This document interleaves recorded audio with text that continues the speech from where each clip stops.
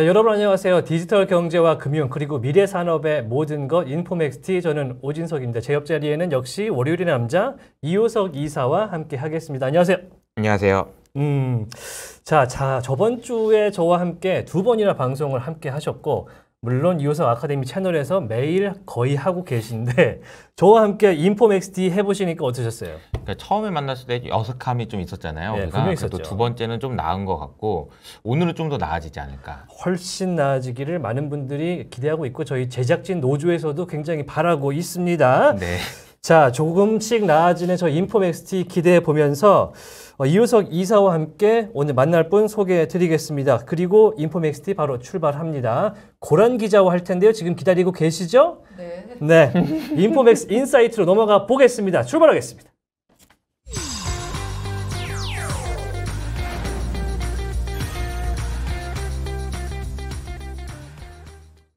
네, 저희가 인포맥스 인사이트 7월 월요일 첫 번째 순서를 해볼 텐데 그 전에 저희가 좀 공지사항이 있습니다. 저희가 점심시간에 방송을 라이브로 진행을 했었는데 더욱더 많은 분들이 함께 했으면 좋겠다는 의견이 너무나도 많았기 때문에 저녁 7시에 진행되는 인포맥스 라이브 이 증권 관련 방송과 함께 이어서 진행이 됩니다. 많은 분들께서 이 뭐랄까 암호화폐 시장, 블록체인 업계에 대한 편견도 좀 깨주시고 편하게 즐겁게 유익하게 들어주셨으면 감사하겠습니다. 지금 오신 분들도 모두 환영합니다. 지금 자, 시간이 그러니까 점심시간인 거죠? 그렇죠. 지금까지는 지금 한 주 동안 점심시간에 해봤는데 다들 사실 점심 드시느라고 바쁘셔갖고 저희가 좀 더 많은 반응과 기대찬 기대감 속에서 저녁으로 한번 편성 바꿔봤습니다. 그러니까 저희는 지금 점심을 안 먹고 하고 있는 거예요. 그렇습니다. 그렇죠? 제 뱃속에서 지금 굉장히 난리가 났는데 이따 맛있는 거 사주시리라 생각이 되고요. 네. 본론으로 들어가서 인포맥스 인사이트 고란 기자와 함께 합니다. 안녕하세요. 네, 안녕하세요. 네. 지난주에 사실 저희 인포맥스티의 진행자라고 소개를 네. 제 옆자리에 드렸는데 거기 계십니다. 어떻게 된 일입니까? 지금 벌써 일주일도 안 됐는데 강등을 시키셨나요? 네, 뭐 문제 그렇지는 있는 거 아닙니까? 않고 네. 워낙에 제가 목요일에 다시 저 자리로 뺏겠습니다. 그렇습니다. 아하. 곧 돌아오실 왔다 예정이시고 갔다 하는 걸로. 네, 오늘 제가 이제 패널로 함께 하자 이렇게 모시게 된 이유는 워낙에 또 앵커로서도 말씀도 너무 잘해주시고 그 식견이 탁월하시기 때문에 알고란 TV의 시청자 유입을 위해서 패널로 굳이 여기 모셨습니다. 어떠세요? 도움이 될까 모르겠지만 예, 많은 도움이 되도록 노력하겠습니다. 네, 충분히 도움이 될 거라고 생각합니다. 부담 팍팍 주시네. 자, 메밀꽃 같은 남자 이효석 이사와 난중에 난 고란 기자와 함께 오늘 인포맥스 인사이트 근데 이게 되게 컨셉이 있다. 준비했어요. 뭐냐면은 아무 말 대잔치가 되니까 훨씬 더 사시는 것 같아요. 이게 팟캐스트처럼 하는 게 맞아요, 훨씬 맞아요. 좋다는 의견 좋아요, 속에서 좋아요. 좋습니다. 저 요거 주말 이틀 동안 생각한 그런 좋아요. 내용이거든요. 좋은 것 같습니다. 그러니까요. 네, 꽃 중에 꽃 고란 기자, 메밀꽃 같은 남자 이효석 이사와 함께합니다. 되게 눈 하나 깜빡 안 하고 말씀하시는 걸 듣고 있으니까 저도 깜빡 넘어가게 됩니다. 너무 고맙습니다. 사실 두 분께서 저보다 방송을 일주일에 더 많이 하세요. 이것만 하는 게 아니고 두 분은 심지어 자기 소유의 채널로 매일 하시기 때문에 네. 방송 전문인인 저보다도 많이 하시기 때문에 오늘 좀 더 안정된 방송 진행해 보도록 하겠습니다. 이러다가 인사이트 진행 못 하겠어요.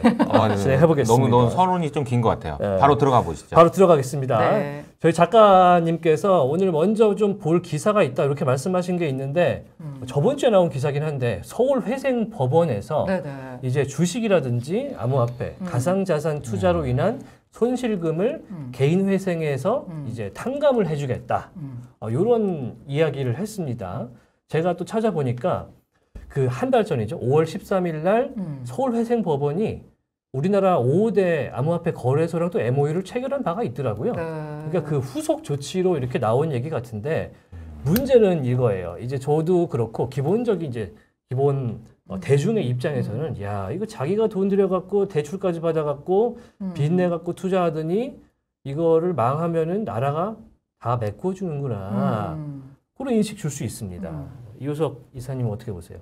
그러게요. 저도 그 내용을 자세하게 알아보진 못해가지고 고란 기자님한테 바로 토스를 해야 될 것 같은데요. 네, 토스 했습니다. 네, 바로 리시브 합니다.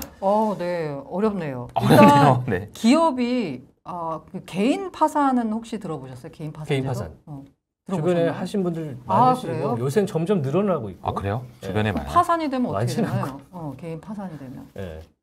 근데 그 파산되면은 절차를 많이 들으시는 분들도 이런 절차들은 자세히 아시는 분이 많이 없어요. 그냥 다 피상적으로만 많이 네, 듣고 아마 아시는 파산을 것 같아요. 약간 개인 파산 해보신 분들 주변에 있다 그러는데 그렇게 뭐 많진 않을 거예요. 그리고 이제 파산하게 되면 일단 기업으로 볼게요. 기업이 아마 더 익숙하실 것 같아요. 네. 기업이 만약에 빚이 많아지면 어떻게 되나요? 파산이 되는 거죠. 네. 파산이 되면 어떻게 되나요? 채무 불이행 상태로 가서 빚을 못 갚고 그냥 끝나는 거잖아요. 네, 그렇죠. 그럼 거기에 돈을 빌려주는 사람들은 어떻게 돼요? 그냥 떼이는 거잖아요.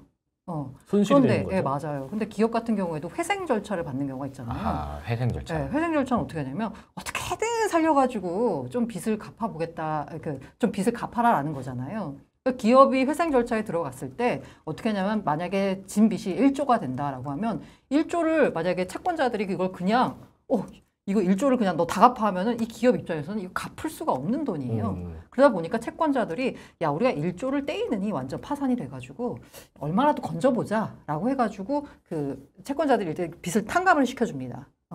그래서 대충 한 2천억으로 만들어줘요. 2천억으로 만들어준 다음에 야 2천억은 잘 갚아 라고 하면 이건 네, 갚을 수 있지. 이건 갚을 수 있지 이러면 알겠습니다. 앞으로 우리가 열심히 해서 갚겠습니다. 라고 해가지고 이제 뭐 회생 절차를 거치면서 기업이 뭐 매각 절차를 거치고 뭐 이렇게 하면서 진행이 돼요. 그것도 안 되면 이제 파산이 되는 거죠. 그러면 이제 채권자 입장에서 보면은 야 내가 원래 빌려준 돈이 원금이 1조인데 이거 다 받아야지. 라고 하는데 이 다를 다 받자라고 하니까 아예 못 받게 되는 상황이 펼쳐지는 거죠. 현실적으로. 야 그럼 현실적으로 2천억이라도 받자. 라가 돼가지고 이제 빚을 탕감을 해주고 그 남은 2천억은 성실히 갚아라라고 하는 거예요. 마찬가지입니다. 개인도. 개인도 돈을 만약 빚을 10억을 줬어요. 근데 이 사람이 소득이 연 2천만 원이야. 2천 너무 최저임금도 안 되니까 3천으로 할게요. 3천이야. 이러면 한 푼도 안 쓰고 3천만 원 번 걸 다 갚아도 예를 들어 10억을 갚자라고 하면 이게 몇 년이에요? 거의 뭐 살아서는 불가능한 돈이잖아요. 그렇죠. 그러니까 이 일종의 이것도 역시나 뭐랄까 이게 허가가 다 나야 되는 거예요 법원에서. 어쨌든 근데 이 사람 돈을 빌려준 사람 입장에서는 야 10억을 갚으라고 하니까 이 사람 입장에서 도저히 못 갚는다라고 하니까 그러면은 요거를 조금 탕감을 해줄 테니까 예를 들어서 1억만 갚아라. 야 그럼 채권자 입장에서는 야 1억이라도 받자 이게 되는 거예요. 왜냐하면 현실적으로 이 사람은 10억을 갚으라고 하면 도저히 갚을 수가 없는 상황이니까. 그래서 이제 이 개인 입장에서도 이제 파산을 하게 되면 문제가 뭐냐면 경제활동이 불가능해집니다. 자기 이름으로 금융활동을 할 수가 없어요. 계좌도 못 만들고 뭐 카드는 물론이고 은행 통장조차 만들 수가 없고 어디 뭔가 취직하는 것도 굉장히 어려워요. 신용이 0이 되는 거잖아요. 맞아요. 일단. 예. 그러니까 파산을 하게 되면 경제활동이 이제 불가능한 거니까 그야말로 그냥 하루 벌어 하루 먹고 사는 약간 이런 상태까지 되는 거거든요. 그런데 이게 아니라 야, 내가 어떻게든 조금이라도 갚아보면은 이걸 이제 개인 회생 절차라고 개인 회생 제도를 만들어 놓게 되면 이 사람이 물론 뭐 신용 등급은 하락하고 열심히 갚아야 된다라는 전제가 있긴 하지만 어쨌든 개인이 파산 상태가 아니기 때문에 경제 활동이 가능하거든요. 개인 회생 제도라는 게 있는데 일정 소득이 있어야 돼 일단 기본적으로 갚아야 되니까 소득이 있는 채무자가 3년간 일정 금액의 변제금을 갚아 나가면 채무를 줄여주거나 탕감해주는 제도가 개인 회생제도입니다. 네. 그러니까 그냥 쉽게 말해서 이 사람이 빚을 한 10억을 줬어요. 근데 내가 연봉이 5천이야 라고 치면은 생활비 써야 될 거 아니야. 그러고 그다음에 1년에 연간 3천만 원을 갚을 수 있다라고 쳐요. 최저생급이 빼고 3천을 갚을 수 있다고 치면 10억이면은 3천으로 갚아주면 이거 약간 답이 안 나오잖아요. 그러니까 야 그러면 오케이. 그러면은 우리가 한 3억만 있다고 쳐줄게. 7억은 까줄게 이런 거예요. 그러면 3억이라고 하면 3천만 원을 연간 갚은 거니까 10년 동안 갚으면 되잖아요. 이건 현실 가능한 수준이잖아요. 그러니까 이거는 개인 회사 이게 아마 조건이 다 있을 거예요. 소득이 얼마라서 변제 금액의 몇 % 이상을 갚을 수 있는 뭐 이런 조건들이 있는데 제가 세세한 조건은 모르겠고 하여간 취지는 그런 거예요. 채권자 입장에서는 아예 못 받는 것보다는 몇 푼이라도 얼마라도 받는 게 낫다라는 거고요. 채무자 입장에서는 아예 파산으로 가는 게 아니라 내가 지금 열심히 노력해서 갚을게요 라고 하면서 나의 경제 상황을 유지할 수가 있고 채권자 입장에서는 어느 정도 돈도 받을 수 있고 이런 제도예요. 근데 이 개인회생 제도가 아까 제가 어느 정도 갚을 수 있다라고 했잖아요. 이게 이제 그러니까 갚아야 될 돈, 이 변제금을 결정한 핵심 기준이 월소득 및 청산가치예요. 월소득은 내가 얻는 소득이잖아요. 소득이고 청산가치는 뭐냐? 채무자가 처분할 수 있는 재산을 고려해서 산출이 됩니다. 그러니까 내가 지금 있는 모든 걸 팔아가지고 이 청산가치가 얼마가 되느냐를 결정하는 거예요. 근데 여기서 문제는 뭐냐면 지금까지 청산 가치를 정할 때 코인이나 주식 같은 경우에는 원금을 따졌습니다. 그러니까 내가 10억을 투자했으면 지금 현재 재석의 루나에 투자했다고 쳐요. 10억을 투자했는데 지금 루나 가치가 제로가 됐잖아요. 그럼 이 사람의 청산 가치는 지금 기준으로 보자면 10억이에요. 그렇죠. 내 월소득 5천이야. 여태까지는. 네, 여태까지는. 그 청산 가치가 지금 원래 투자 원금이 10억인데 청산 가치가 지금 원래대로 보자면 10억으로 따지는 거잖아요. 그럼 이 사람의 경우에는 개인 회생에 들어갈 수가 없어요. 왜냐면 청산 가치가 이미 충분히 많기 때문에. 그러면 개인 회생에 개인 회생제도 들어갈 수 없고, 그럼 이 사람 입장에서 현실적으로 10억이 있는 게 아니라 10억이 아예 없는 거잖아요. 근데 빚이 지금 10억이 있어. 그렇지. 근데 이게 청산 가치 따지면 빚이 10억이 있는데 이 사람은 10억이 있는 셈이 되는 거니까 너 갚을 충분히 되잖아. 그러면 개인 회생 절차에 들어갈 수가 없어요. 이게 현실을 반영할 수 없다는 문제가 네, 있는 거죠. 맞아요. 개인 회생 절차에 들어갈 수가 없으니까 그러면은 근데 현실적으로 내가 10억 못 갚잖아. 그러니까 그냥 파산 이렇게 되는 거거든요. 그러니까 이 청산 가치를 정할 때 현재 가치로 하자는 거예요. 현재 잔존 가치로 하자는 잔존 가치. 너가 10억을 투자했는데 지금 10억을 투자해서 루나로 했더니 제로가 됐어요. 제로가. 그럼 이 사람의 청산 가치는 월 소득 플러스 제로가 되는 거예요. 근데 빚이 10억이야. 이러면 이거는 현실적으로 갚을 수가 없잖아요. 그러니까 개인 회생을 신청할 수 있게 됩니다. 이렇게 되면은. 그러면은 이 사람이 개인 회생을 신청해가지고 채권자 입장에서는 10억이니까 야, 딱 줄여가지고 3억만 받을게 라고 돼가지고 아까 말씀드린 그 로직에 따라서 그러면은 채권자 입장에서는 3억을 받을 수 있게 되는 거고요. 이제는 채무자 입장에서는 파산으로 안 가고 내가 경제 활동을 계속 이어갈 수 있는 거죠. 기사의 내용을 보면은 이제 그 헤드라인만 보면은 이런 말이 많거든요. 이게 B2 해가지고 손실금 났는데 이걸 탕감이 웬 말이냐? 아니면은 야 갚으면 바보다. 코인 B2 손실금 안 갚아도 된다. 불공정 논란 뭐 이런 맞아요. 내용들이에요. 그러니까 일단은 이게 사실은 저는 얘기를 들으면서 이런 생각이 들어요. 이게 이제 그냥 다 탕감시켜주면은 이런 불공정 논란이나 소위 말하면 모럴 해저드죠. 그러니까 다 이러도 되나 어차피 안 갚아도 되네 이렇게 생각할 수 있으니까. 빚내서 해야지 뭐. 이렇게 하지만 그걸 안 했을 경우에는 모두가 다 파산해버렸을 때 맞아요. 사회적 혼란이 생길 수 있어서 이 어딘가에 중간에 지점이 있을 텐데 그 지점을 찾는 과정이 또 사회적 합의가 필요할 거고 되게 논란이 많을 것 같다라는 생각이 들긴 하네요. 그게 월 소득과 청산 가치를 따진다라고 했잖아요. 그 청산 가치를 따졌을 때 예를 들어서 야 뭐 빚내 투자했다가 이러도 되겠네라고 했을 때 내가 예를 들어서 빚을 1억을 냈어요. 근데 이제 청산 가치가 만약에 내가 그 10억을 투자했는데 이걸 다 날렸어. 그래서 이제 제로가 됐어요. 그 월 소득은 300만 원이야. 근데 빚이 1억이잖아요. 그럼 이 경우에는 지금 월 소득 300 플러스 청산 가치 제로가 되니까 빚이 1억이고요. 이 사람은 그럼 1억을 빌린 거를 탕감을 해주나요? 아니에요. 이건 이 사람 갚을 능력이 충분히 되는 사람이에요. 개인 회생에 들어갈 수가 없습니다. 이 사람은. 그냥 갚아야 돼요. 1억을. 그게 아니라 아까처럼 극단적인 경우에 갚거나 아니면 그냥 파산이에요. 이 사람은. 아까 말한 그 10억의 빚이 있다라고 했을 때. 참 이게 얘기를 들으면서 드는 생각은 뭐냐면 처음에 이제 우리가 웃으면서 시작을 하긴 했지만 굉장히 안타까운 이야기거든요. 그러니까 그러니까 파산, 회생 이런 얘기 자체가 지금 우리의 그 주요 논의에 올라왔다라는 사실 자체가 뭐 어렵다는 거죠. 여러 가지로. 그 제가 법원의 그 보도자를 또 보니까 하반기에는 특히 젊은 층을 중심으로 파산 신청이 급증할 것으로 예상되어 선제적으로 이런 걸 내놓는다. 이렇게 또 아예 표현을 해놨어요. 맞아요. 그만큼 네. 지금 시장이라든지 손실이 너무 크다는 얘기잖아요. 왜냐면 아까 말한 대로 그런 식으로 청산 가치를 아까 그 원금으로 따지게 되면 그야말로 청산 가치가 너무 커가지고 아이고. 아예 개인 회생이 신청이 안 되는 거거든요. 그러면 그냥 신청 안 되면 그냥 파산으로 가는 거예요. 파산으로 갔다는 건 경제 활동을 할 수 없다는 거니까 이른바 우리나라 경제가 이렇게 성장을 하려고 하면 건전한 경제 활동 인구가 있어야 되는 거잖아요. 다 그냥 아예 뭐랄까 울타리 밖으로 내모는 조치가 되는 거예요. 그러다 보니까 야 우리 그럼 현실적으로 생각하자. 이게 청산 가치를 원금으로 따지는 게 맞냐? 아니다. 잔존 가치로 해야 되는 거다. 라는 결정이 투자 원금이 아니고. 네, 투자 원금이 아니고. 왜냐하면 투자 원금을 청산 가치로 따졌을 때 그러면 아까 말씀드린 대로 이 사람은 파산을 개인 회생 제도의 절차에 돌입할 수가 없는 상태예요. 왜냐하면 네가 워낙 가진 게 많잖아가 되는 거잖아요. 그렇죠. 아니 그것도 그렇고 청산 가치라는 말 자체가 청산했을 때 생길 수 있는 가치인데 옛날에 투자해 놓은 가치가 그대로 반영되는 거는 안 맞는 것 같긴 하네요. 게다가 워낙 최근처럼 증시나 코인의 변동성이 커지는 구간에서는 더 그게 맞지 않나 그런 생각도 드네요. 그러니까 기사만 좀 얼핏 봤을 때는 이거 뭐야 이런 생각이 들 수 있지만 역시 세부적으로 들어가 보니까 할 얘기가 많네요. 그러니까 회생을 시켜서 네, 맞아요. 이제 경제 사회에 맞아요. 좀 도움이 되는 사람이 다시 돼줘라. 그게 개인 회생 제도의 취지이기도 그렇죠. 하고요. 네.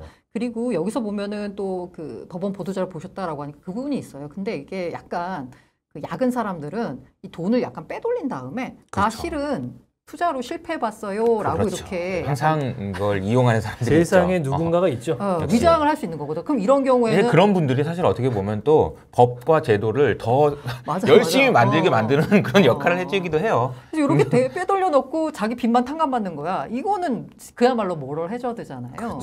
그러다 보니까 이제 그게 진짜 모럴 해줘도 요런 부분들을 이제 잘 잡아내겠다라고 했는데 이제 핵심은 잘 잡아내야죠. 그렇죠. 이렇게 보면 꼭 중요한 건 빠져나가는 그거죠. 문제인데. 네. 잘 잡아내야죠. 일반 잘 대중은 잡아내야죠. 좀 부정적이긴 한데 일단 취지에 맞게 그 법을 진행하는 거는 좋은 거라고 저는 생각을 합니다. 네. 다만 여기서 이제 모럴 해저드 얘기가 나올 수 있는 게 아까 말씀드린 대로 이제는 개인 회생 신청이 쉬워졌구나라고 생각해서 더 쉽게 돈을 빌려서 더 과감하게 투자할 수가 있는데 그 개인 회생 제도를 그 개인 회생 절차를 밟아보지 않으신 분들은 잘 그 괴로움을 잘 모르신다라고 해요. 그래서 뭐 그 제가 여러 가지 뭐 이렇게 기사나 아니면은 그런 약간 이 개인 회생 제도 뭐 수필 뭐 이런 게 있거든요. 또 법원에서 나온 그런 거 봤을 때 차라리 파산하는 게 나을 뻔했다라고 하는 분들이 있어요. 왜냐하면 진짜 월급을 받으면 이렇게 통장에 이렇게 스쳐 지나가거든요. 그러면 정말 최저 생계비를 빼고는 정말 아무것도 할 수가 없는 상황인 거예요. 근데 만약에 내가 파산을 했으면 하루 벌어 하루 먹고 살지언정 내가 들어온 돈은 내 마음대로 쓸 수가 있거든요.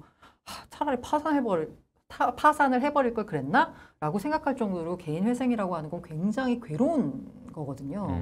그렇기 때문에 이걸 개인 회생 해준다고 하니까 그냥 뭐 마음대로 해도 되겠는데 이거는 아닙니다. 저희가 뭐 증권 이야기도 하고 이 블록체인 암호화폐 이야기하는 채널인데 개인 회생 파산 이런 이야기를 입에 계속 올리면 안 좋아해요. 그렇죠. 여기서 네. 그만하도록 하겠습니다. 근데 대신 이제 이런 의미는 네. 있습니다. 제가 이제 투자를 하는 입장에서 이제 자본시장에 오래 있어 보면서 이런 이야기가 나오고 본격화 된다라는 얘기는 뭐 정리가 된다는 얘기거든요. 네. 너무 안타까운 얘기지만 어쨌든 그 어떤 자산이 됐든 어떤 회사가 됐든 그 회사의 주인이 바뀌어가고 있다는 얘기예요. 그러니까 뭐 기업이 뭐 파산이 됐든 국가가 파산이 됐든 뭐 이런 일들이 생긴다는 얘기는 바뀌고 새로운 걸로 바뀐다라는 의미여가지고 지금 참 어두운 터널을 지나고 있구나 이런 생각은 하시면 좋을 것 같아요. 끝이 빨리 밝게 보이기를 좀 바라보겠습니다. 자, 역시 메밀꽃 같은 그런 아주 담담한 그런 말씀 마무리하고요. 디파이로 넘어가 보겠습니다. 오늘 주제가 디파이였는데 이제 투자와 관련된 이야기잖아요. 반말해 죄송합니다. 네, 디파이가 이제 저는 처음에 두 이 분은 단어를 안 보이는 듣고 사이에 많이 친해지셨군요. 아니, 제가 어미를 잘 말을 못했어요. 네네네. 숨이 달려갖고. 네네네. 저는 방송 전문가신데. 뭐 어때요? 디파이 같이 늙어가는 하세요. 좋은데. 디파이 할게요. 네네. 제발 디파이 할게요. 하시죠. 네. 디파이 처음 들었을 때 이 뭐지? 그 위키드 뮤지컬 보면은 Defying Gravity라는 노래가 나와요. 그걸 떠올릴 수 있구나. 중력을 이겨낸다. 약간 문화적 감수성을 드러내는 발언들. 제가 본 몇 안 되는 뮤지컬 중에 하나이기 때문에 그것만 기억을 하는데, 근데 그 단어가 끝자리가 Y거든요. D-E-F-Y인데 Defy인데 요거를 이용해서 작년에 일론 머스크가 Don't defy, defy를 거부하지 말아라 라는 트윗을 무시하지 마라.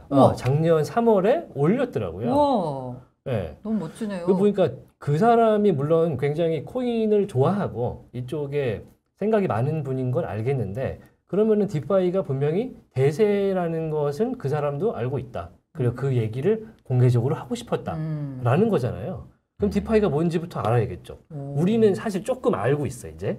두 분은 잘 알고. 아니, 그런데 잘 몰라요. 보시는 분들이 디파이는 뭔데? 이럴 수 있어요. 그거 아주 쉽게 한번 설명해 주시겠어요?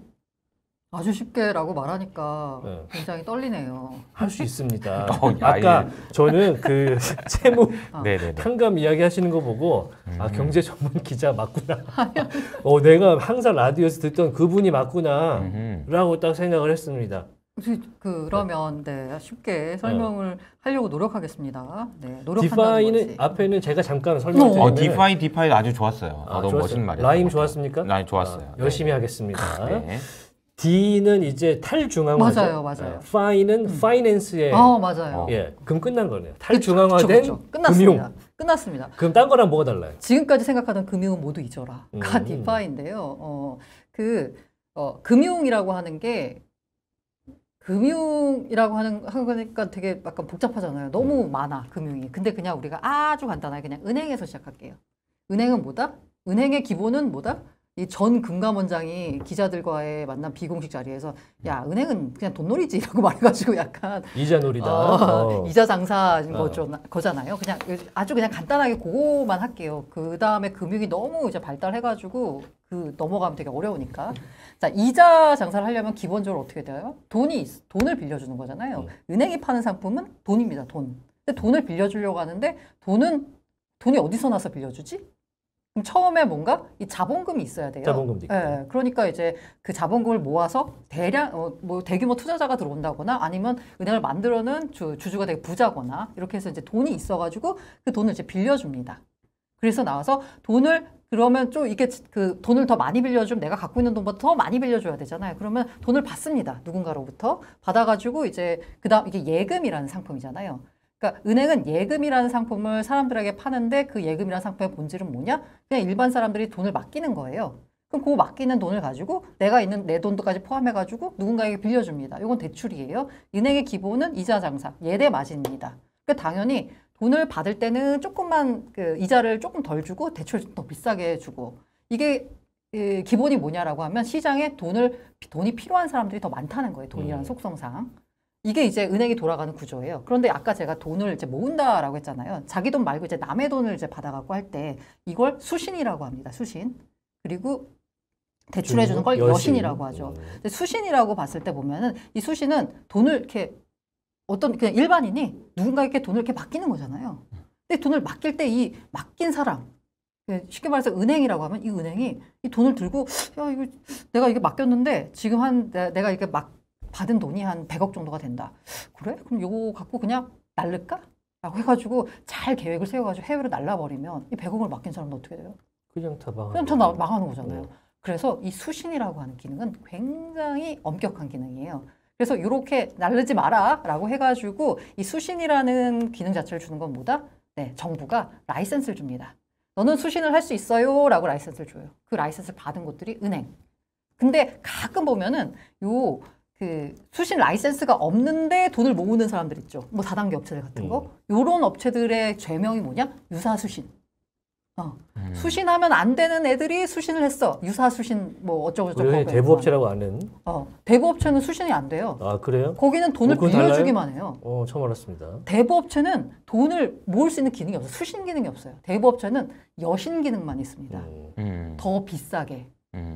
더 비싸게 빌려줘 보통. 왜? 수신이 안 되니까 더 이익을 많이 남기려면은 더 비싼 이자를 이게 이제 되는 거잖아요. 수신 여신이잖아요. 그 신이 이게 신뢰거든. 신용. 그러니까 수신은 뭐냐면은 신뢰를 받는 거예요. 내가 어떤 신뢰를 받냐면 너가 나한테 신뢰를 주는 거죠. 그리고 내가 결국은 돈을 돌려줄 거라는. 이게 돌려줄 거라는 게 상호간에 이게 믿음이 있어야 되는데 그거를 라이센스로 하는 거죠. 여신도 마찬가지인 게 내가 신뢰를 너한테 준다. 난 널 믿어. 나한테 돈 다시 되돌려 줄 거지? 이 개념이거든요. 수신과 여신이. 근데 그 신뢰를 뭘로 하느냐? 이건데 이제 라이센스라는 얘기를 해주신 거예요. 그래서 정부가 허가를 해준 곳만 수신 행위가 가능합니다. 그러니까 이런 막 금융이 돌아가는 거죠. 기본이라고 하는. 근데 이 정부가 수신을 해주고 자기가 일단 은행을 만들어서 저한테 지금 은행 라이센스 주세요라고 하려고 하면 어떻게 돼야 돼요? 자본금이 일단 있어야 돼요.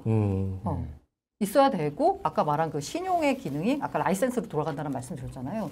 그런데 이 코인하는 이제 이 코인 블록체인에 이제 꽂힌 친구들이 생각을 한 게 야 가만히 있어 보자. 근데 왜 금융이라고 하는 걸 이렇게 꼭 중앙화된 곳에서 해야 되지? 라고 생각을 한 거예요. 그럼 우리가 이걸 중앙화하지 말고 탈중앙화 개념으로 해보자. 아까 신용이라고 하는 걸 라이센스로 한다 그랬잖아요. 근데 이거를 라이센스가 아니라 코드에 따라서 프로그래밍된 코드에 따라서 우리가 그 블록체인의 기본 정신이 트러스트 리스거든요. 신뢰할 필요가 없는 거예요. 신뢰가 없는 게 아니라 신뢰할 필요가 없어. 왜? 그냥 그 정해진 코드에 따라 돌아가니까. 인간이 결정을 하게 되면 라이센스 줄 때도 여러 가지 정치적 판단이나 뭐 정무적 뭐 이런 게 여러 고려가 되잖아요. 그거 아니라 그냥 프로그램에 따라서 그냥 기계적으로 돌아가게 만드는 금융을 하자라는 거예요. 기계적으로 돌아가는 금융을 만들기 위해서 신뢰가 아까 신뢰할 필요가 없게 되니까 가능해진 게 뭐냐면 그냥 보통 사람들도 그 프로그래밍에 따라서 돌아가니까 일단 기타 비용 등이 없습니다. 지점도 있을 필요가 없고 사람도 있을 필요가 없어요. 그냥 그 프로그램만 있으면 돼요. 플랫폼만. 그럼 그 위에서 만약에 사람들이 돈이 필요한 사람들은 있을 거고 돈을 아니면 나는 남는 돈이 있어라고 돈을 맡기는 사람들이 있을 거 아니에요. 그럼 맡기는 사람과 빌리는 사람이 있으면 요게 돌아가는 기타 여러 가지 비용들이 적어지니까 돈을 맡기는 사람은 조금 더 비싼 이자를 받을 수가 있고요. 돈을 빌리는 사람은 어떻게 되겠어요? 좀 더 싸게 빌릴 수가 있는 거예요. 이게 이제 그 탈중앙화 금융의 이제 기본 정신인데 여기서 이제 또 나온 게 뭐냐면 그 다음에 나온 게 이 디파이가 이제 흥행을 하게 된 게 뭐냐면 처음엔 이렇게 돌아갔어요. 그러다 보니까 그냥 돈을 맡기는 사람, 돈을 빌리는 사람 이렇게만 돌아갔는데 여기서 나온 그 핵심이 뭐냐면 이 이른바 거버넌스 토큰이라는 게 나오면서 이 이른바 디파이가 흥행을 하게 됩니다. 거버넌스 토큰이라는 건 뭐냐면 아까 제가 플랫폼만 있으면 된다라고 했잖아요. 근데 플랫폼이 은행도 마찬가지지만 자본금 규모가 클수록 더 큰 은행이잖아요. 여신 수신 규모가 넓을수록 더 큰 은행이고 더 시가총액도 커지고 이러잖아요.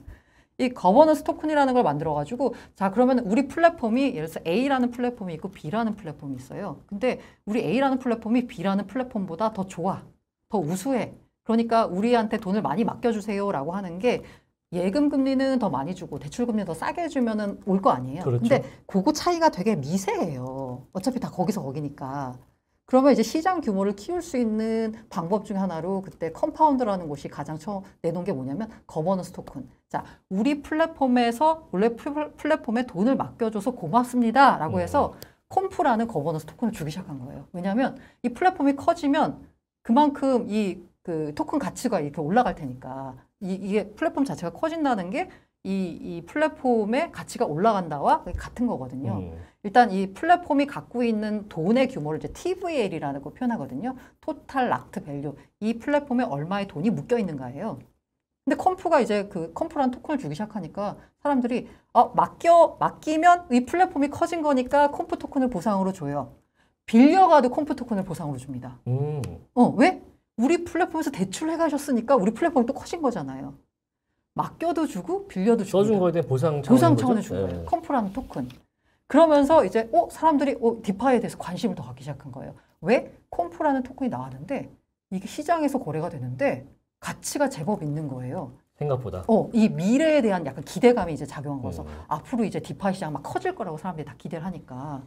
그래서 왜 우리가 디파이를 하게 되면 뭐 이자를 얼마를 준다라는 게 있잖아요. 그게 맡긴 것과 빌리는 곳, 맡겼을 때 이자, 빌렸을 때 대출 이자 이걸 따지면은 결코 기존 금융보다 우수할 게 없어요.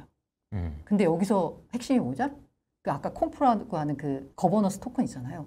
요걸 주는데 요걸 받아가지고 시장에서 팔잖아요. 그럼 내가 예치했을 때 이자는 1% 받아요. 엄청 낮네요. 네, 예를 들면은 이제 커브라는 곳에 보면 1% 받고 2% 받고 되게 낮아요. 이제 예를 들어서 1%를 받아요. 근데 컴프 토큰 내가 받은 거 있잖아요. 그거 팔면은 갑자기 10% 이게 환산을 하게 되면 10% 이자가 생기는 거야.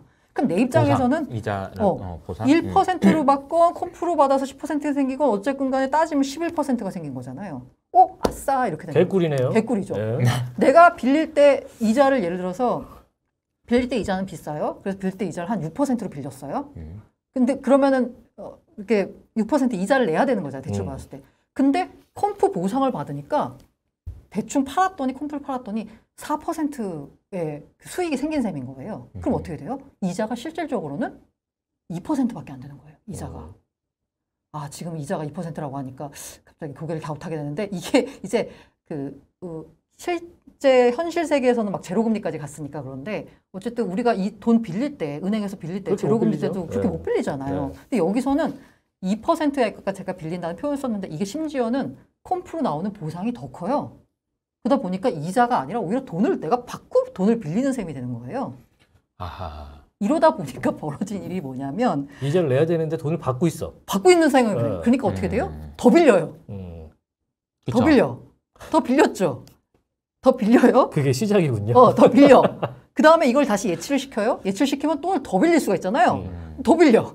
또 예치시켜. 더 빌려. 이렇게 해서 몇 번을 쿠션을 치면은 내가 수익을 굉장히 많이 올릴 수가 있는 거예요. 토큰입도 많아지니까 맞아요. 쓸 만큼 주니까. 맞아요, 맞아요. 그게 이제 보통 이제 그래서 이 이자라고 하는 게 아까 보상이라고 하는 표현을 쓰면 이 아까 거버넌스 토큰 가격에 따라서 사실 보상률이 거의 결정돼요. 그러니까 실제로 내가 돈을 만약에 이제 예치를 시킨 다음에 받는 그 이자 있잖아요. 그래서 USDT라고 하는 테더를 유치시킨 다음에 받는 이자, USDT를 빌리는 그 이자 이것만 따지면은 사실 뭐 굳이 뭐라는 생각이 들 거예요. 근데 아까 나오는 말한 그 거버넌스 토큰 보상 그걸 합치니까 갑자기 너무 매력적인 수익률과 너무 매력적인 이자를 빌릴 수가 있게 되는 거예요. 이러면서 이렇게 디파이 썸머라고 하는 그 표현을 쓰는데 2020년에 2020년 여름에 디파이 시장이 갑자기 커지기 시작했어요. 아까 그 플랫폼에 묶인 돈이라고 했잖아요. 그 TVL이 갑자기 치솟기 시작합니다. 왜? 컴프라는 보상이 나오면서 사람들이 와 개꿀 이러면서 여기다 서로 예치하고 빌리고 뭐 이런 활동이 엄청 일어나는 가뜩이나 거예요. 코로나 기간에는 유동성까지 커졌는데 거기 다 들어갔겠네요. 그러면서 이제 이 컴프가 보상을 주기 시작하니까 다른 디파이 플랫폼도 이거 봐라 우리도 하자 이래가지고 너도 나도 보상을 내놓기 시작해서 이 디파이 토큰 아까 말씀드린 거버넌스 토큰이 한창 막 가격이 막 뛰었던 적이 있거든요. 막 뛰기 시작할 때는 그걸 팔면은 뭐 예치 이자로만 따지면 막 뭐 50%, 100% 막 이렇게 넘게 나오고 그 다음에 이 빌릴 때도 아까 제가 그 한 2% 정도만 내면 된다라고 했었는데 한참 막 디파이 썸머 있었을 때는 빌렸는데도 10%를 받아. 막 이런 상황이 펼쳐지는 거예요. 한창 장이 좋을 때. 참 그럴싸하게 들립니다. 장이 좋을 때. 네. 그래서 이 디파이라고 하는 게 아까 처음에 말한 탈중앙화 금융을 만들어 보자라고 했었는데 자 돈이 필요한 사람의 경우에는 대출 받아간 사람들은 다 이유가 있을 거 아니에요. 대출 왜 받는지 이유가. 디파이의 지금 현재 한계가 뭐냐면요. 대출 받는 이유가 돈놀이밖에 없어요. 돌리려고. 돌리려고. 그렇기 때문에 지금 돈놀이가 불가능해진 상황이 됐잖아요. 그렇죠. 왜냐하면 아까 말한 제가 보상으로 준 거버넌스 토큰 있잖아요. 가격이 떨어지고 나니까 이거 팔아서 이자 해봐야 한 2%, 3% 나올까 말까. 현실 세계로 돌아온 거죠. 네, 맞아요. 현실 세계 돌아온 거예요. 네. 그러다 보니까 굳이 왜 여기다 내가? 하면서 그리고 돈을 아까 막 빌린다라고 했잖아요. 왜? 빌려서 몇 번 돌리면 수익이 나니까. 근데 이제 빌리면 마이너스야. 그러니까 더 이상 돈놀이를 할 사람이 아니고선 돈을 안 빌리는 상황이 펼쳐진 거잖아요. 그러다 보니까 지금 이제 시장이 이제 거꾸라지고 있는 거죠. 디파이의 문제점은 뭐냐? 돈을 빌리는 사람, 이 디파이를 이용하는 사람들의 목적이 뭐야? 돈놀이밖에 없어요. 지금 현실 세계에서는 어때요? 돈을 빌리는 목적이? 이제 사업 자금이나 생계 자금. 맞아요. 되게 다양한 이유가 분야의 있죠. 이유들이 있잖아요. 근데 이 디파이라고 한 탈중앙화 금융에서 돈을 빌리는 목적은 효용성은 돈놀이밖에 없어요. 그런데 지금 전반적인 특히나 이제 디파이 관련된 토큰들 가격이 급락하면서 돈놀이가 의미가 없어졌어요. 왜? 돈놀이가 안 되거든. 이 가격이 떨어지고 나니까. 그리고 그 결정적인 계기가 됐던 게 바로 테라 루나 사태가 되는 참 거고요. 테라 루나는 모든 것을 바꿔놓은 뭐라고 해야 되지? 이거는 게임 체인저? 엔드 게임의 이거랑 같은 것 같아요. 아니 이미 약간 시장이 꺼지고 있었는데 그 트리거가 돼가지고 확 꺼진 거죠. 그렇죠. 예. 그러면은 이제 여기서 질문을 디파이를 설명하시기 위해서 수신과 여신에 대한 설명 그리고 이제 여신은 라이센스가 필요한데 그 라이센스가 필요 없는 그런 생각.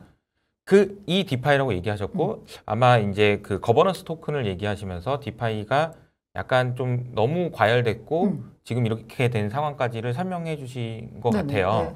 그러면 처음에 설명하셨던 그 블록체인이라는 그 개념 그것도 문제가 있는 걸까요? 아니요. 개념은 그 코드에 따라서 돌아간다. 문제가 없죠.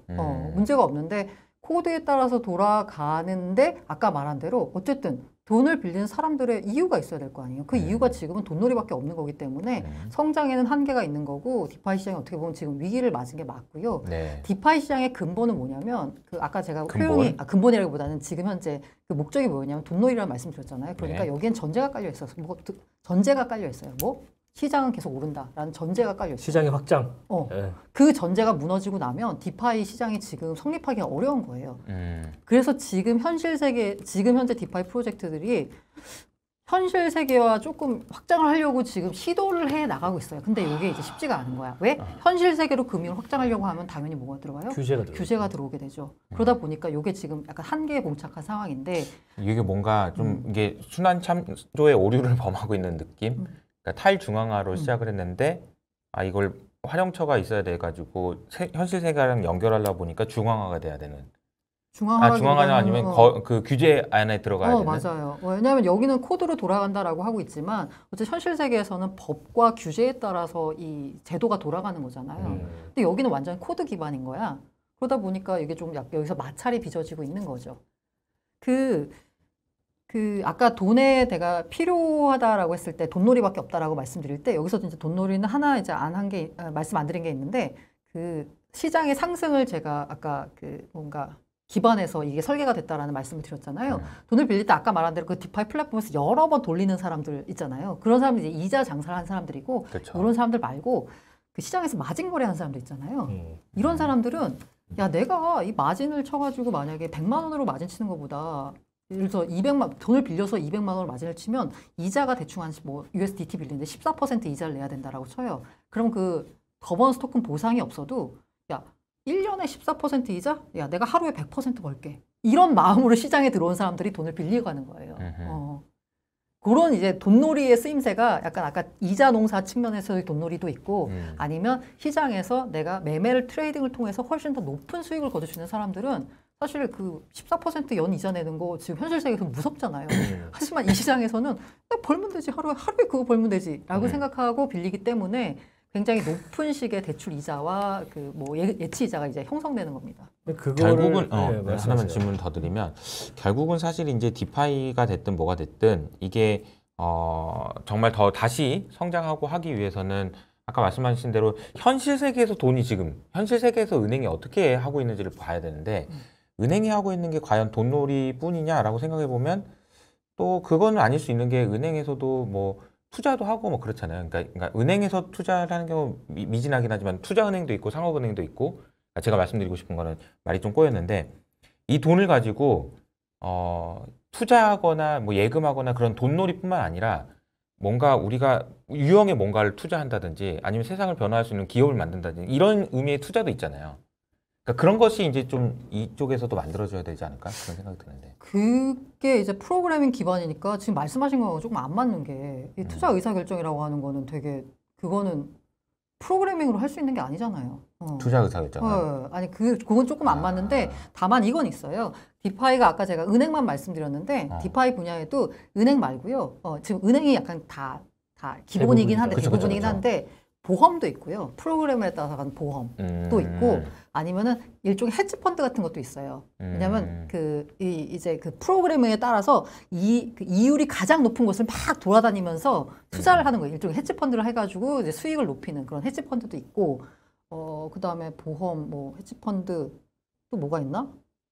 그러니까 아무튼 되게 다양한 금융이 지금 디파이에서 돌아가고 있는데 다만 대부분은 다 약간 예치 대출 플랫폼이고 지금 그건 쓰임새가 굉장히 많이 줄었는데 제가 지금 보니까 그래서 아까 그 테라 루나 사태가 터지기 전에는 아까 그 토탈 락드 밸류라고 해가지고 얼마나 많이 이 플랫폼에 돈이 묶여 있냐라고 했잖아요. 그 앵커 프로토콜이라고 하는 그 문제가 됐던 그 프로토콜이 TVL이 2등인가 1등까지 올라왔었어요. 근데 그게 싹 사라지고 지금 현재 그 올라온 프로토콜을 보면은 전통 디파이 첫 창기부터 예치 대출만 했던 그 플랫폼들 있잖아요.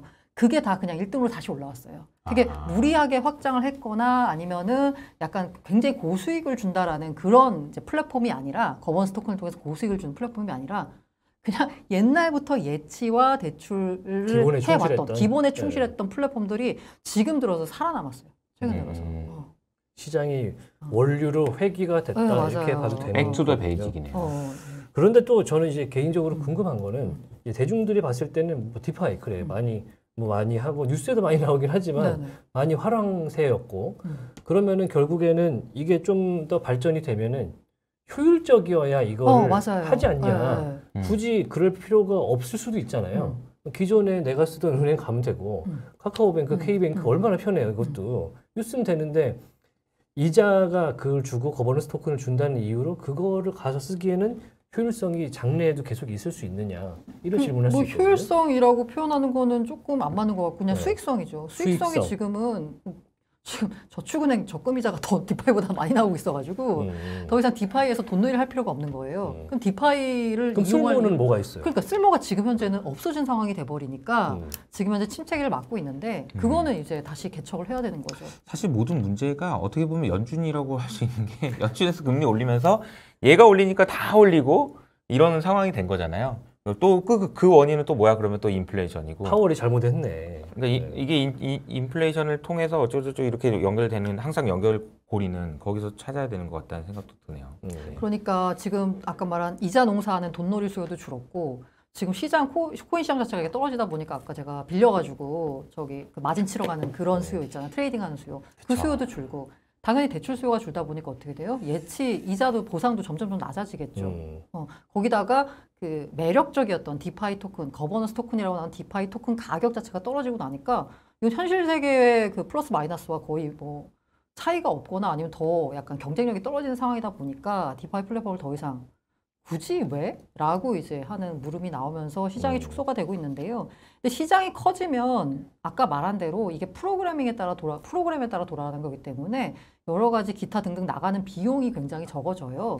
그래서 아마 그 지금 현재 금융권도 디파이에 대해서 지금은 뭐 시장 상황이 이 모양이지만 굉장히 위협감을 느끼는 게 뭐냐면 일단 현실적으로 내가 그 카뱅이나 뭐 국민은행 인터넷 뱅킹을 쓰는 분들이 훨씬 더 많잖아요. 그렇죠. 그리고 거래소를 이용할 때도 업비트를 쓰신 분들이 많잖아요. 그렇죠. 그런데 이제 그 미래에는 뭐 은행은 또 자본 싸움이니까 요건 좀 차치하고 거래소만 놓고 보면 그 이른바 이 디파이 거래소들을 디센트럴라이즈드 익스체인지라고 덱스라고 부르거든요. 덱스.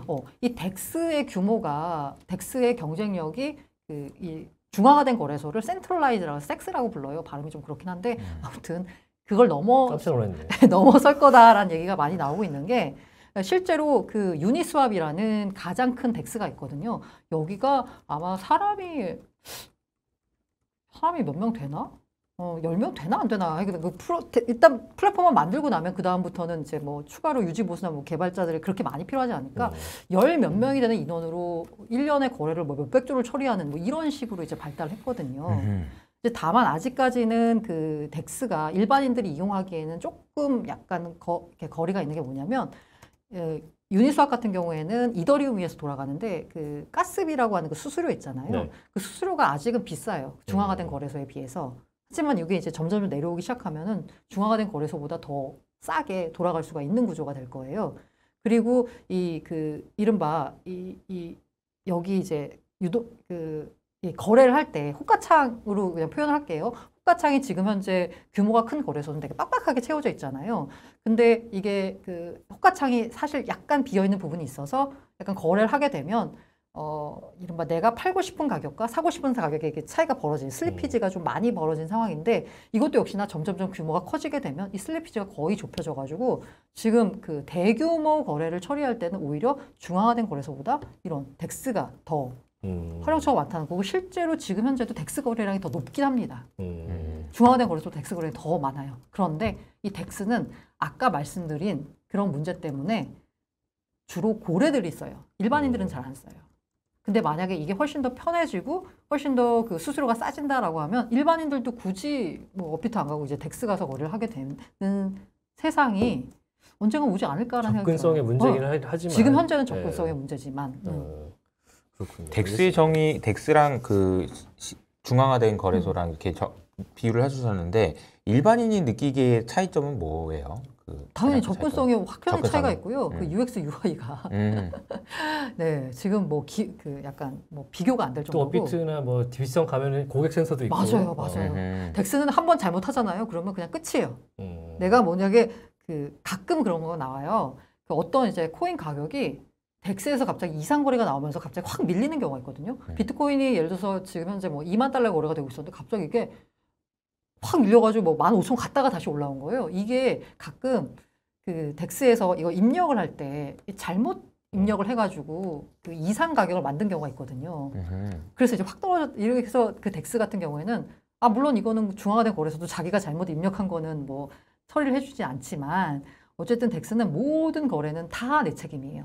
그러니까 우리가 탈중앙 얘기를 하고 있는데 약간 뭐 지갑 오류부터 시작해서 여러 가지 모든 다, 게 자기 책임이다. 얄짤 없는 거네, 얄짤 없는 일종의 탈책임과 비슷해요. 탈책임. 네. 혹시 이거 경험입니까? 저도 몇 번 잘못해 본 적 있습니다. 약간 유도 질문인 것 같아요. 그냥 오전소 하면 끝. 그거는 거기에 대해서는 묻지 않겠습니다. 네. 뭐 디파이에 대해서 계속 얘기를 하고 있는데 디파이가 요새 이제 궁금하신 분들도 많을 텐데 셀시우스라는 이름이 뉴스에 맞아요. 경제 섹션에 이 처음 들어보는 건데 암호화폐 시장이 침체에 의해서 그냥 이유 없이 계속 나오고 거기에 최근에는 뭐 거기에 캐피탈 회사 뭐 3에로즈라든지 또 큰 회사 골드만삭스도 같이 나오고 막 엮여 있는데 잘 모르겠어요. 그럼 셀시우스라는 이 회사도 디파이 회사인가요? 셀시우스는 디파이 회사가 아니라 이른바 C파이라고 표현하거든요. C파이는 Centralized Finance 해가지고 셀시우스는 그냥 회사가 있어요. 그래서 직원 고용해가지고 있는 그냥 회사입니다. 그 회사가 하는 파이낸스 금융이에요. 근데 우리가 왜 굳이 C파이라고 했냐라고 하면은 그 블록체인 씬에서 있는 그 디파이과는 다른다라고 해서 이제 C파이라고 분류가 됐는데 그 뭐랄까 원래 그림만 놓고 보자면 그냥 은행과 똑같아요. 은행의 역할을 하는 거예요. 대출해주고 예치받고 이런 거거든요. 그런데 그게 암호화폐 업계랑 계속 연결돼서 나오다 보니까 그게 이제 코인 디페인 줄 아는 사람들이 있을 것 같아요. 코인 시장에서에 있는 은행이에요. 아까 말한 대로 은행이라고 하는 걸 라이센스 받아야 되는 거잖아요. 그런데 이 셀시우스라는 회사는 그 이른바 법정화폐를 취급하는 게 아니라 코인을 가지고 예치하고 코인을 대출해주고 하다 보니까 이제 코인 관련된 파이낸스를 하고 있는데 디파이는 아니야. 그냥 회사가 있어. 셀시우스라는 회사가. 그래서 이제 나온 말이 대항에서 나온 말이 C파이라고 불리죠. 근데 C파이를 원칙적으로 말하자면 은행도 C파이거든요. 그런데 은행에다가 C파이라는 말을 안 쓰잖아요. 그렇죠. 그냥 파이낸스잖아요. 크립토 시장에서 있는 코인을 가지고 예치해주고 대출해주는 회사인데 중앙화된 주체가 있어. 그래서 그냥 C파이라는 말이 만들어진 거죠. 저는 이제 뭐랄까 뱅크런이라든지 이런 것들이 있고 그거에 대해서 대응을 하지 못하다 보니까 여기도 디파이의 문제점을 그대로 노출한 그냥 디파이 회사인가 보다라고 생각을 했던 것 같아요. 사실 근데 이제 여기서 보기에는 다 비슷비슷하니까. 고놈인데 여기 안에서는 야 우리는 야 달중화해야 이런 느낌이기도 해요. 구분을 한다. 아니 그게 그래서 지금 나온 게 뭐냐면 디파이가 그래서 문제다라고 했는데 지금 문제가 된 3에로 캐피탈, 그다음에 셀시우스 다 C파이 업체들이에요. 블록파이도 있고 지금. 블록파이도 다 C파이예요. 그렇죠. 아, 그래요. 중앙화된 주체가 있어요. 디파이라고 말한 플랫폼은 물론 앵커테라는 지금 이렇게 갔지만 저세상으로 갔지만 아까 뭐 디파이라는 플랫폼은 망하지 않아요. 거기는 망하지 않고 그냥 망한다라는 표현을 쓰면 그런데 아까 TVL이라는 말씀을 드렸잖아요. 거기 묶여 있는 돈의 규모 그게 점점 줄어들고 있어요. 이게 이제 망했다라는 표현을 쓸 수가 있는데 망했다는 표현을 쓰기도 좀 애매하겠네. 소멸된다. 이게 사라지고 있어요. 맞아 이렇게 약간 존재감이 희미해지고 있어. 희미해지지 망하진 않아요. 아까 말한 대로 디파이가 아까 탈중앙 이꼴 탈책임이라고 했잖아요. 디파이에서는 뱅크런도 없어요. 뱅크런이 일어날 수가 없어요. 왜? 다만 뱅크런이 일어나게 되면 어떤 일이 벌어지냐? 내 코인 가치가 떨어지는 것밖에 없는 거예요. 모두의 책임이니까. 그냥 아니 뭐 아무도 책임이 없어요. 모두의 책임이고 아무도 책임이 없는. 그냥 그거는 내 책임 하에 들어간 거기 때문에 디파이에서는 뱅크런이라는 말 자체가 성립을 할 수가 없는 거예요. 그렇구나. 네. 정말 여기는 뭐 내가 뭐 보상을 받는다거나 뭐 뭔가 뭐 문제가 생겼을 때 안전장치가 있다거나 그거와는 상관이 없는 그냥 것이군요. 코드에 따라 돌아가는 거예요. 그래서 되게 약간 그 이른바 이제 그 거래소에서 주식 거래하다가 이제 마진콜이라고 하죠. 추가 담보금 더 넣으셔야 됩니다. 빨리 채우셔야 돼요라고 전화를 하잖아요. 전화로. 그러면은 어떻게든 돈을 마련해서 넣든지 아니면 청산이 되든지 하잖아요. 디파이 세계에서는 그 뭐라고 하잖아 얄짤없습니다. 그러니까 은행원이 없는 거지. 은행원이 없습니다. 없고 그냥 코딩으로 이게 코딩에 따라 돌아가는데 프로그램에 따라 돌아가는데 그래서 이제 일종의 약간 여기서 약간 음모론도 나올 수 있는데 만약에 어떤 플랫폼이 담보가치 청산가가 2만 달러에 걸려 있다라고 쳐요. 그러면은 이거를 일시적으로 한 번만 2만 달러를 무너뜨리면 여기에 청산이 일어나는 거잖아요. 그렇죠. 그럼 청산이 일어나게 되면 굉장히 싼 값에 이 자산을 처분하게 됩니다. 그 싼 값에 주워먹는 이 고래들이 있어요. 봇들이. 그렇겠죠. 그래서 이걸 노리고 일시적으로 이 가격을 확 떨어뜨리는, 확 밀리는 경우가 있어요. 그러면 확 밀려서 그럼 여기 담보로 잡혀있던 가격이 되게 싼 값에 청산이 되잖아요. 그럼 가격 자체가 확 밀려서 예를 들어서 2만 달러가 걸었더니 15,000까지 밀렸다가 어떻게 돼요? 그럼 시장이 청산되고 난 다음에 다시 올라오거든요. 그럼 갑자기 그 몇 분 사이에 그냥 굉장히 큰 돈을 먹게 되는 이런 상황도 발생하거든요. 여기서 청산이 될 때 전화하고 뭐 좀 봐주세요. 아니면 몇 시까지 꼭 돈 넣으셔 이런 거 없어요. 그냥 아까 말한 대로 그 가격이 정상가 밑으로 내려오면 그냥 바로 청산. 뭐 아무것도 없어요. 어우, 끔찍하네요. 끔찍해요. 그래서 가끔 그 보면은 이게 이 거래를 처리를 해야 되잖아요. 그래서 이제 예를 들어서 이더리움 플랫폼이다라고 하면 이 플랫폼이 이거 더 빨리 여기다 담보금 넣어야 되는데 이게 이제 거래가 되면 이게 계약이 블록이 이제 생성이 돼서 이게 체결이 되고 이런 이게 과정들이 있잖아요. 이게 평소에는 그냥 빨리빨리 되는데 갑자기 이런 수요가 막 몰리게 되잖아요. 그러면 거래가 뭐 30분 동안 체결이 안 된다거나 밀려 줄 서 있는 거죠. 줄 서 있는 거죠. 일종의 뱅크런이네. 이러면 어떻게 돼요? 그냥 거기 청산이 일어나 버리는 거예요. 그럼 여기서 일어나는 일이 뭐냐? 내가 수수료를 더 내면 이 순서를 앞으로 당겨주거든요. 가스피라는 거죠? 맞아요. 네. 그러다 보니까 이렇게 공부했어요. 뭐 이렇게 막 청산이 막 몰리는 상황이 되면 어떻게 되냐? 이 고래들 사이에서 야 서로 내 거 먼저 처리해주라면서 갑자기 가스피가 확 올라가게 됩니다. 어쨌든 간에 청산을 원하려면 내 거 먼저 처리를 해줘야 되니까. 세상에 자본주의 끝판왕이네요. 거기. 맞아요. 거의. 이게 그러니까 이른바 연민이라고는 없어요. 음. 그냥 프로그램에 따라서 돌아가는 거기 때문에 그 프로그램이 코딩인데 뭐. 그러니까. 프로그램이 어떻게 되겠어? 야, 봐주는 가스비 게 더 어딨어. 내면 너가 앞으로 가는 거야 라고 하니까 더 앞으로 가는 거고 너 이 가격이 너 청산 가격인데 안 되지? 그럼 그냥 청산 이렇게 되는 거고. 매트릭스네. 그 이제 셀시우스 뭐 스에로 막 되게 어려운 용어들이 이제 아마 일반인들은 모르실 용어들이 나오긴 하는데. 저조차 이제 네. 일반적으로 봤을 때는 아까 근데 가끔 말씀드린 아마 다른 걸 보시는 모르잖아요. 분들도 어디서 들어오는 봤다 이런 정도 있지 않을까. 근데 이것과 이제 연관돼서 이제 나오는 단어들이 뭐 인수합병이라든지 나 이거 뭐 한 검토를 하고 있다든지 뭐 이런 얘기들이 나와요. 파산을 했다든지 뭐 이런 아까 우리가 처음 했던 얘기가 지금 여기서도 나오고 있는 거예요. 지금 보시기에는 가장 좀 중요한 흐름 관련돼서 이런 거 좀 정리를 해주신다면? 지금 조금 약간 한 단계 좀 정리가 된 느낌인데 아까 셀시우스가 제가 C파이라고 했는데 C파이들이 그래서 돈을 예치를 받아가지고 돈을 굴려야 되잖아요. 그렇죠. 그 굴리는 걸 디파이에서 굴린 거예요.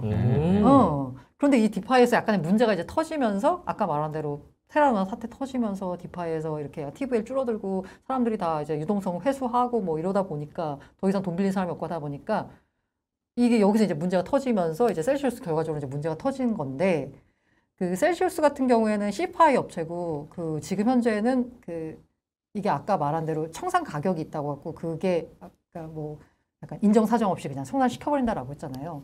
근데 만약에 이 사람들이 너도 나도 와서 인출해 가게 되면 자기가 갖고 있는 자산을 싸게 팔아가지고 이 인출금을 줘야 되는 거잖아요. 그렇죠. 싸게 팔게 되면 어떻게 돼요? 가격이 떨어지죠. 그렇죠. 시장이 망가지죠. 그러면 연쇄 반응을 하겠죠. 내가 원래는 내줘야 될 돈이 지금 현재 가치로 보자면은 내가 1조가 있는데 와서 이제 사람들이 달라고 하는 돈이 이제 예를 들어서 5천억이에요.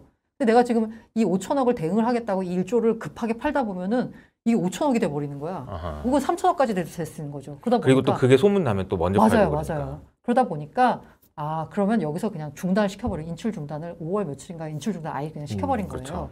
그래서 이제 수습을 하겠다고 나섰고 수습을 하는 과정에서 이제 여러 개의 그 인수합병 전문 이제 기관을 고용을 하고 고문으로 시티그룹을 고문을 두고 해서 지금 현재 요 회사를 인수할 이제 주체를 이제 찾고 있는 거고 거기에 이제 골드만삭스가 들어온다라는 소문이 있는데 아직 확실하게 결정난 건 아니에요. 자꾸 이게 말이 왔다 갔다 하는 게 그냥 고민을 하고 있나 봐. 열었는데 아예 별로라서 닫았다는 얘기도 있고 뭐 그런 기사들이 것도 왔다 갔다 있고. 하는 것 같아요. 제가 그리고- 보니까 블록파이라는 회사를 인수하겠다고 했던 FTX도 이 셀시우스 인수에 관심인데 장부 열어봤다가 닫았다 맞아요, 뭐 이렇게 맞아요.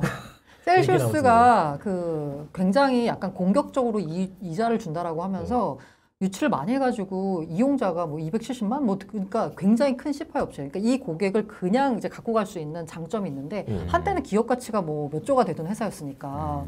그런데 뚜껑 열어봤더니 너무 부채가 많네 이래가지고 이제 아마 닫은 걸 수도 있고 그리고 이제 아침에 이제 뉴스를 보니까 FTX가 블록파이를 인수하기로 했다라고 하더라고요. 블록파이 그쵸. 역시 한때는 굉장히 조단위게 막 기업 가치를 인정받던 기업이었는데 FTX 입장에서는 지금 현재 이렇게 블록파이가 어려운 상황에 처해가지고 이른바 싸게 줍줍 할 수 있는 기회가 된 거예요. 99% 주워야 될 하락한 때다. 가격으로 싸게 산다는 줍줍 할 수 있는 그 기회가 FTX라는 됐는데 곳이 그 뽀글머리한 그 맞아요, 양반 맞아요. 있는 분이죠. 지금 샘 여기가 뱅크맨? 샘 뱅크맨 프리드인데 프리드. 여기가 지금 현재 그 아마 미국 1위 이제 거래소가 됐을 거고요. 아마 이제 시장 분위기 타면 이제 세계 1위까지 될 수 있지 않을까라고 지금 이제 떠오르는 라이징 스타가 맞습니다.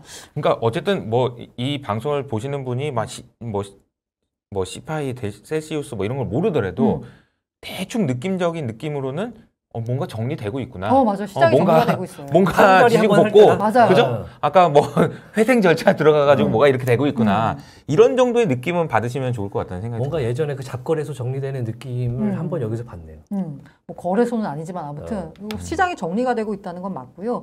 아까 말한 대로 근데 비탈릭 부테린도 이제 그런 얘기를 했는데 더 이상 디파이가 코인 시장 상승을 그러니까 전제로 하고 돌아가는 디파이는 이제 끝났다라는 말까지 이제 했었거든요. 지금 현재 제가 그 아까 그 디파이의 시장 규모를 판단할 수 있는 게 묶인 자산이라는 말씀을 드렸잖아요. 묶인 자산. 네, 이 플랫폼에 얼마가 묶여 있느냐. 디파이 플랫폼에 묶인 자산이 한때는 250억, 그러니까 250억 빌리언이니까 얼마야? 얼마예요? 2,500억 달러. 30조 원. 2,500억 달러가 됐거든요. 300조죠. 300조 원 정도. 네네. 2,500억 달러까지 됐었는데 지금 현재 73빌리언까지 내려왔거든요. 730억 달러. 이게 수준으로 보자면 2021년 4월 수준으로 빌리언. 돌아간 거예요. 지금 현재 이 떨어진 속도가 굉장히 가파르게 지금 떨어지고 있습니다. 이런 식으로 이제 어떻게 보면은 버블이 끼었던 디파이가 이제는 뭔가 이 버블이 끼지 않고 이제 뭔가 정상적인 속도로 이제 성장을 해 나가겠죠. 그렇게 정상적인 속도로 해서 굴러갈 수 없는 디파이 플랫폼은 이제 망할 거고요. 아니면 이제 새로운 뭔가 솔루션을 가지고 나온 플랫폼이 또 출현할 수도 있고요. 항상 요즘에 저는 보면서 성장하는 건 좋은데 원래 성장하는 속도보다 더 빨리 성장하는 게 항상 문제였고 그게 바로 테라였어요. 진짜 그런가. 급등했어요. 급등. 상식적이지 않은 급등. 급등. 그러니까 그게 이제 나중에 이제 후유증으로 항상 나오는 게 아닌가라는 생각이 좀 들어요. 테라 관련해서 말씀드리자면 제가 아까 그 디파이 썸머가 온 게 그 컴파운드라는 플랫폼, 콤프라는 이제 그 토큰을 주면서라고 했잖아요. 네. 그 앵커 플랫폼이 나온 게 앵커 프로토콜 이 플랫폼이 나온 게 제가 기억에 2020년 저도 하반기에 저도 그 앵커 약간 일종의 ICO에 저도 참여를 했었거든요. 근데 이제 그리고 나서 2021년 초인가 이제 론칭을 해가지고 이제 성장할 때 그때는 사실 별 관심을 못 받았어요. 이 앵커가 우리는 19% 이자를 준다고 깜놀했잖아요. 근데 아까 제가 말씀드린 대로 디파이 토큰 가격이 비싸니까 이거 그때 한참 디파이 토큰 가격이 비쌌을 때는 그 앵커가 19%는 그냥 UST를 맡기면 UST로 이자를 주는 거예요. 그 거버넌스 토큰 이자가 아니라. 근데 이게 거버넌스 토큰 가격이 한창 막 오를 때는 2021년 5월 이전에 오를 때는 이 그냥 UST를 맡겨서 UST 20%를 주는 거는 고정 이자긴 한데 고정 이율이긴 한데 그닥 매력적이지 않았던 게 평범했군요. 거버넌스 토큰을 팔면은 50% 100%가 나오는 거니까 별로 인기가 없었어요. 그런데 이게 이른바 지난해 이제 붓다빔 때 이 디파이 토큰들 가격이 일제히 확 무너졌거든요. 확 무너지면서 보니까 20%라도 안정적으로 주는 게 어디야? 라고 하면서 갑자기 여기 이제 몰리기 시작한 거죠. 여기는 UST를 맡기면 거버넌스 토큰으로 이자를 주는 게 아니라 19% 고정 이자를 주니까 인기를 끌기 시작한 거예요. 디파이가 약간 한창 흥했을 때 디파이 플랫폼 그 토큰들 가격이 되게 비쌌을 때는 이게 별로 매력적이지가 않았던 게 팔면은 연 50% 나오는데 누가 이거 쓰겠어요. 근데 이게 무너지면서 이게 팔아봐야 막 10% 나올까 말까 이렇게 되다 보니까 다 앵커로 이제 몰려가기 시작한 거죠. 이쪽에 풍선이 꺼지면서 이게 풍선 효과가 이쪽으로 넘어왔던 그런 효과도 있었고 근데 그런데 그거 거기서 봐도 터지니까 이제 문제가 됐다. 근데 이제 마무리할 시간이 다가오고 있는데 그 고란 기자님께서는 지금 알고란 채널을 운영하고 계시고 네네. 이 채널에서 아마 이제 많은 분들이 접점이시잖아요. 그래서 코인 투자하시는 분들의 전문가분들을 만나고 그리고 투자자분들도 만나는 그런 접점에서 느끼시는 체감하시는 어떤 뭐 온도라든지 그리고 이제 또 보시는 분들한테 뭐 조언을 해주신다면 이 관련된 투자를 하실 때 투자 조언. 조언까지는 아니더라도 조언은 이런 모르겠고. 분위기만 전달해 주신다면 분위기는 안 좋죠. 영심해라 뭐 이런 거 있잖아요. 분위기는 안 좋죠. 분위기는 안 원래 가격이 하락하게 되면 당연히 관심이 떨어지게 됩니다. 그래서 음. 저도 뭐 마찬가지지만 별로 안 보여요. 음. 코인 투자를 살짝 발 담갔다가 아예 역시 아니지라고 발 빼신 분들이 많고요. 그러다 보니까 별로 우리 약간 위기기도 한데 별로 이제 코인 관련된 컨텐츠에 관심이 별로 없으세요. 관심이 없고 오히려 약간 보시는 분들은 거봐 내 그럴 줄 알았지라고 이제 약간 아하. 댓글 달려고 보시는 분들이 오히려 더 많아진 것 같아요. 아하, 네. 거봐 내가 사기라고 그랬잖아. 그것은 인정입니다. 네. 근데 재밌는 게 뭐냐면 이렇게 해서 되게 막 침체장을 맞았을 때요. 2018년, 19년 되게 침체였거든요. 크립토 시장이 뭐 윈터라는 표현을 쓰면서 침체됐는데 그 디파이 썸머라고 불렸던 2020년 여름부터 시작된 그 디파이 플랫폼들의 부흥 그리고 그 디파이 토큰들 가격의 진짜 급등은 2018, 19년에 다 그 침체기에 뭔가 열심히 개발해가지고 준비했던 플랫폼들 있잖아요. 그 플랫폼들이 20년에 와서 확 꼽혔던 거거든요. 그때 그 나왔을 때 18년, 20년에는 정말 그 디파이 토큰들 가격이 진짜 처참했어요. 형편없었어요. 근데 개발은 계속 이루어지고 있으면서 뭔가 발전했거든요. 그러고 나니까 20년, 21년에 정말 뭐 몇백 배, 뭐 1000배 뭐 이런 정도의 수익률을 좀 수명이 짧긴 했지만. 수명이 짧긴 했지만 맞아요.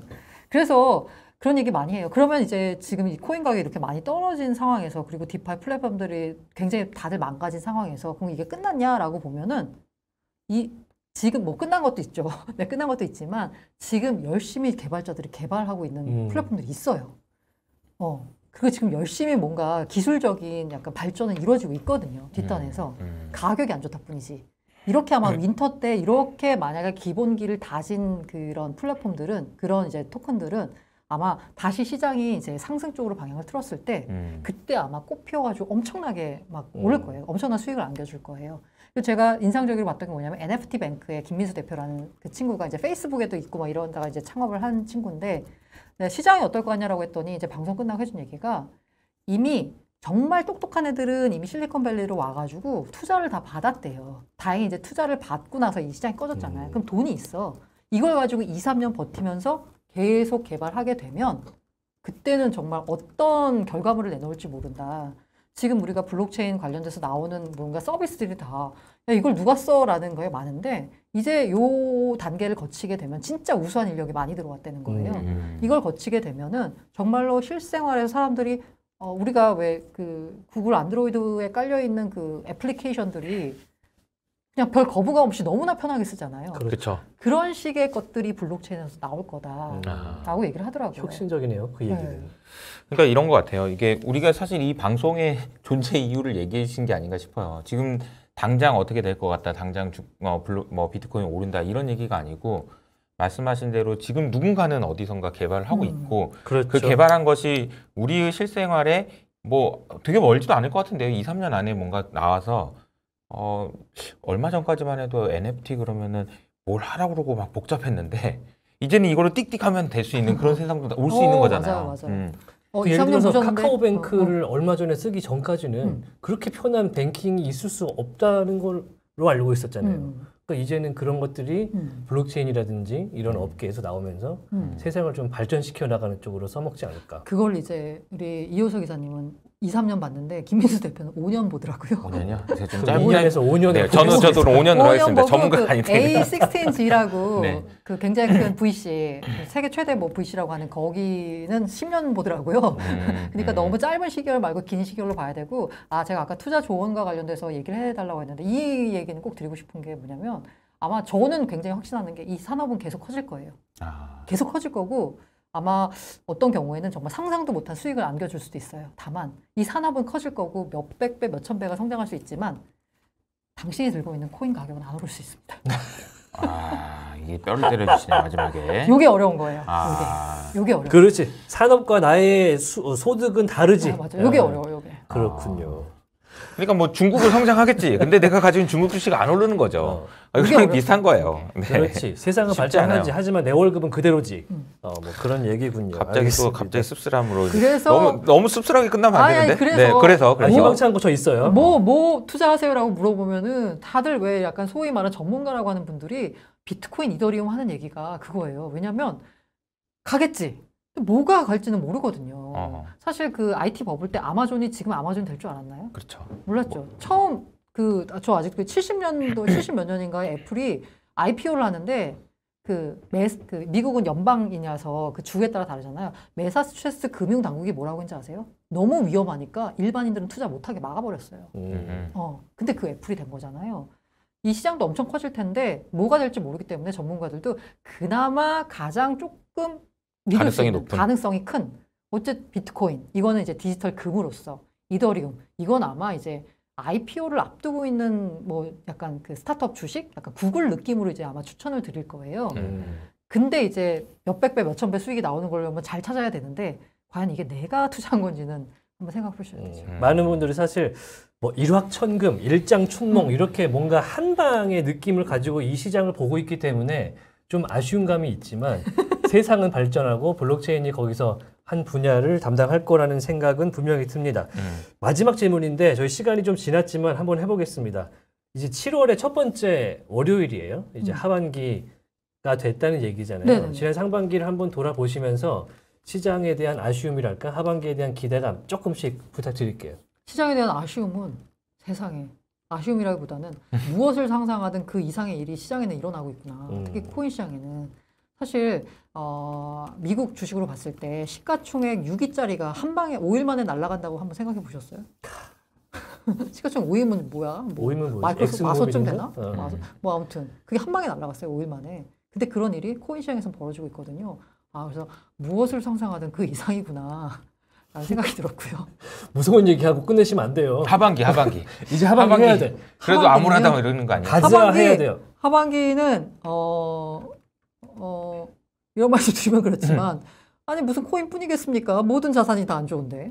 네. 그렇죠. 네. 그러니까 무슨 말씀을 드리고 싶냐? 아까 제가 먼저 말씀드렸잖아요. 맞았다. 아니요, 18, 19년에 그 침체기에 열심히 뭔가 준비하고 있었던 친구들이 20년, 21년에 디파이 썸머 하면서 그때 솔라나가 100배, 200배 올랐고 테라 같은 경우에도 루나 지금은 뭐 먼지가 됐지만 한때는 뭐 100원짜리가 지금 14만 원까지 갔었거든요. 그런 일이 벌어집니다. 그럼 어떻게 될까요? 우리가 이 침체기, 크립토 윈터기 해야 될 일보다 공부하는 거. 발견해야죠, 발견. 발견하는 공부를 거. 어떻게 하냐? 공부 인포맥스 D를 통해서 그쵸. 하시기 그쵸. 바랍니다. 그쵸. 알고란 TV도 있고 이호석 아카데미도 있습니다. 네. 요석 이사도 한마디 하고 끝나죠? 제가 2, 3년이라고 했던 이유가 있는데 그 이유를 하나 말씀드리면서 왜냐하면 이 크립토 세상이 커지는데 결정적인 역할을 해준 거는 저는 연준에서 돈을 무자비하게 많이 뿌렸기 때문이라고 생각하거든요. 그러니까 그게 어떻게 보면 연료가 되긴 했던 거예요. 여기 금리가 너무 낮으니까 이게 또 커진 것도 있고 상대적으로 저는 2, 3년 안에 가능하다고 생각해요. 기름을 또 한번 부어주지 않을까. 네. 지금은 금리 올린다고 하고 있잖아. 뭐 저는 뭐 2, 3년 그 연료가 안에는 그냥 뭐 휘발유 이런 게 아니고 비행기 연료였어요. 그렇기 때문에 추진력이 화끈하지 않을까 하는 생각해보는데 물론 후유증도 있습니다만 시장은 어떻게 될지 모릅니다. 고란 기자의 말처럼 그리고 이어서 그렇죠. 앵커의 봐보세요. 말처럼 근데 2, 3년 안에 제가 말한 그런 일들이 일어나려면 무슨 일이 일어나겠어요. 그 안에는. 그러니까 그 연준도 염치가 있어야 될 거 아니야. 아니 여기 돈을 뿌려 또 다시 돈을 그렇지. 뿌려면 뭔 일이 자기들이 푼 일어났으니까. 돈인데. 아니 그게 아니고 이렇게 힘드니까 내가 안 풀 수가 없다고 얘기해야 될 거 아니에요. 끝내질 못하겠네. 그러니까 지금 안 좋은 일이 먼저 있다는 거죠. 알겠습니다. 고란 기자는 저와 함께 앵커로서 한번 이번 주 한번 더 만나고요. 무슨 요일이죠? 목요일입니다. 목요일입니다. 예, 목요일날 인포맥스T에서 고란 기자와 함께 하고요. 알고란 TV도 좋아해 주시기 바랍니다. 그리고 이호석 앵커도 이번 주 한번 더 보나요? 네, 수요일 날 수요일 날 저와 함께 인포맥스T에서 역시 만나면 되겠습니다. 아카데미도 함께 만나보시면 좋겠습니다. 자, 인사하면서 지날게요. 이렇게 인사하면서 끝내도록 하겠습니다. 네. 시청해주셔서 안녕. 고맙습니다. 안녕. 네.